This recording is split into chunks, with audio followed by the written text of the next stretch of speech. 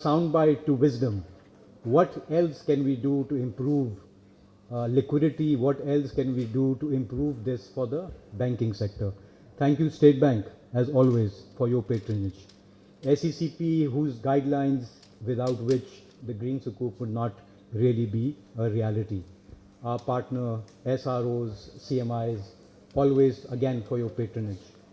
Munir Kamal Sahab, I have to point out, we use his office every now and then whenever we run into trouble with any of the banks in trying to convince them to improve the liquidity on the Jara Sukuk. Ek cheez before I move on, this is purposeful. If you're feeling the heat, we want you to feel the climate change as well. So ये purposeful है, हमारे AC बिल्कुल ठीक हैं. इस वक्त हमने 35 पे लगाए हैं. ठीक है जी.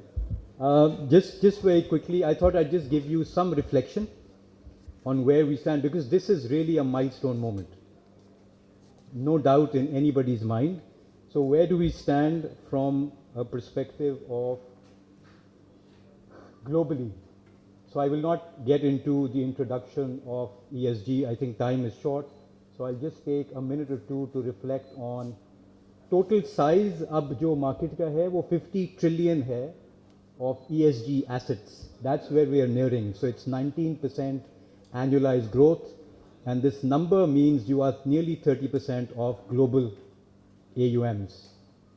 Thoda sa you're seeing some pressure in terms of outflow because of the US stance versus climate, but that also has caught on to the European side. I think you've seen the first month of outflow in Europe as well. But otherwise, Europe continues to be the dominator in this segment. Where are we on global sustainable?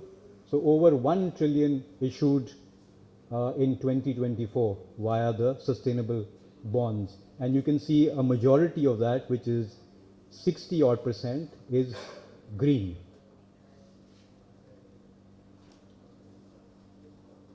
.9% of the total sukuks issued in 2024 is ESG related sukuk, and 1.4% of total ESG bonds issued in 2024. This goes without saying, ESG investment is the theme. So anybody you talk to in terms of local, even institutional investors and high net worth retail investors, 88% say they are interested in this sustainable investment space.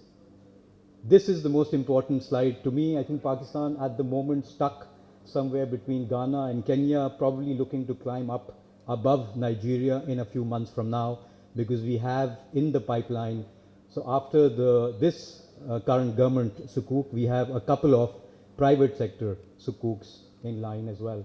So we are probably going to go above Nigeria in a few months and getting close to Turkey. These are some of the concerns, but I will skip this. ESG, I think we've all spoken about quite a bit already. I think the latest one is the IMF board approving a 28-month resilience and sustainability facility. This is just the initiatives that have been taken by all three, PSX, SECP, and the State Bank. So at the moment in progress at the State Bank is the National Green Taxonomy. We continue to do a lot of awareness raising. If you're a shareholder of PSX, you will notice that in the video we are using our own employees for the voiceover. So we are saving on cost. You can tell other shareholders that as well. So the awareness will, I think this is I keep saying this is the major sort of hurdle really in marketing sukuks or this space in terms of financial literacy. The fact that the numbers are very limited in terms of financially literate people, the awareness and education initiative needs to continue. And for that, we need everybody on board. So it's the asset managers in the room, it's the bankers in the room, the CMIs who we partner with, the debt office who we partner with. So everybody really has to partake in this awareness raising initiative. This is something I wanted to share. I think one big success that we've seen This was a guideline issued last year on gender pay gap. You've seen now 373 companies have started to actually report this data, either on their website or on their financial statements. This is a big positive. And why the number is 373 at the moment is because 150 of these companies report in June of 25. So this number will be much higher. And the gap at the moment on the KSE 100 is 10.44%. I will skip this for interest. Now we have just come back from a series of meetings in London. I noticed a lot of social media question answer. Mr. Kamal Saab's been on it, talking about our elevation to emerging from frontier. I thought we can reflect on this journey, on what that means. Right now, we are between 6 and 6.5% of the frontier.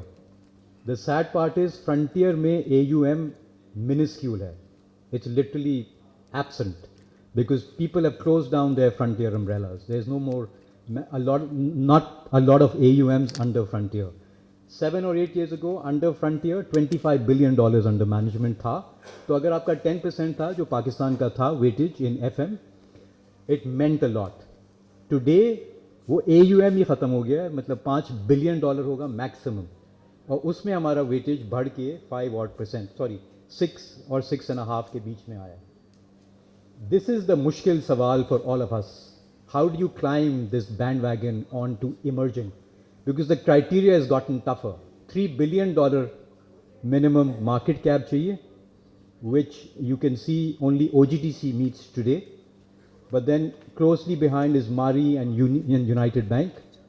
जो मुश्किल सवाल है answer करने वाला वो liquidity है, क्योंकि ये फ्री फ्लोट मार्केट कैप का 50% चाहिए. उसमें we are not doing that well. So just reflection, food for thought. I keep repeating the same thing. We need investors and we need IPOs. And in IPOs, we need IPOs that are middle tier to large tier. So with the assistance of the ecosystem sitting here, I just continue to repeat, investors, IPOs, and with this ecosystem, we need your help and support. Just like in awareness and education, we need your support. We need your support in all these parameters as well. With that, I'll thank you again, everybody, for coming and joining us. Clearly a milestone moment. Thank you very much. The market is up 218 points. You can bring the ACs back on. Thank you very much.